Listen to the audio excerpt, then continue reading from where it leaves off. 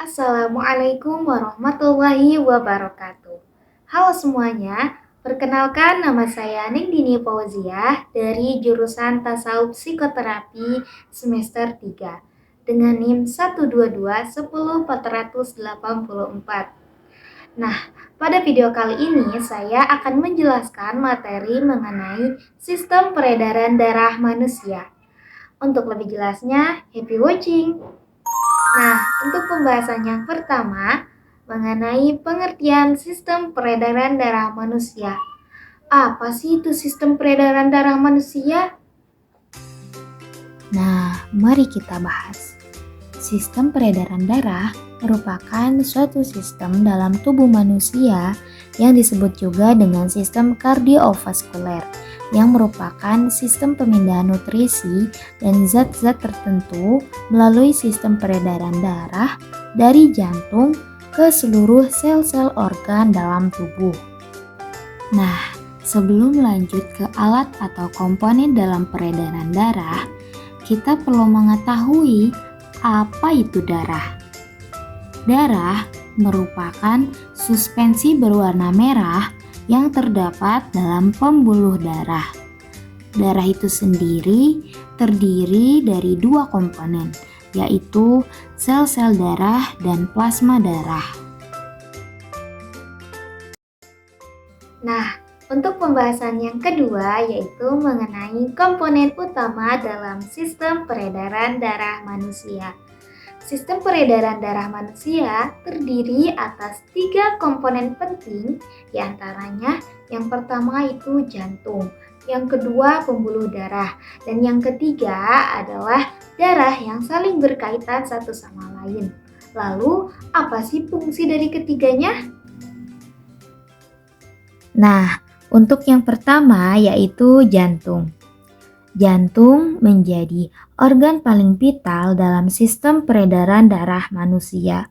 Organ ini berfungsi untuk memompa darah ke seluruh tubuh dan menerima aliran darah kembali.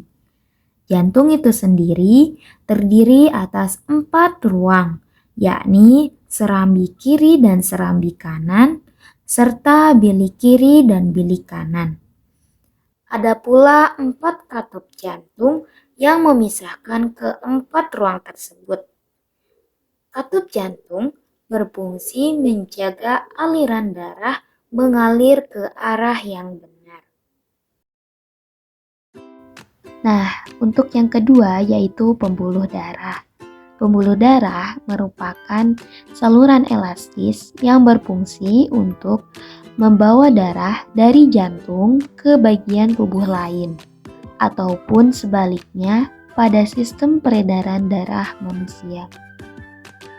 Nah, di antaranya ada 3 pembuluh darah utama yang terdapat pada jantung, yakni arteri, vena, dan kapiler.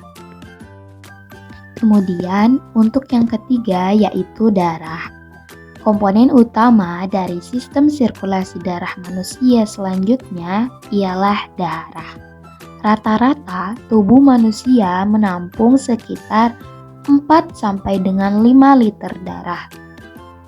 Nah, darah itu sendiri berfungsi mengangkut zat gizi, oksigen, hormon, dan zat lainnya dari udara yang ada di paru-paru lalu menyebarkannya ke seluruh tubuh. Tanpa darah, oksigen dan zat gizi akan sulit mencapai seluruh bagian tubuh. Selain itu, komponen darah lainnya juga memiliki peranan penting dalam melawan penyakit serta membantu proses penyembuhan luka. Untuk pembahasan yang ketiga mengenai macam-macam sistem peredaran darah manusia. Secara umum, sistem peredaran darah manusia terbagi atas 2 macam. Yang pertama itu ada sistem peredaran darah sistemik dan yang kedua ada sistem peredaran darah pulmonal. Lalu, apa sih itu sistem peredaran darah pulmonal dan sistemik itu? Nah, sistem peredaran darah pulmonal lebih sering disebut dengan peredaran darah kecil. Mengapa?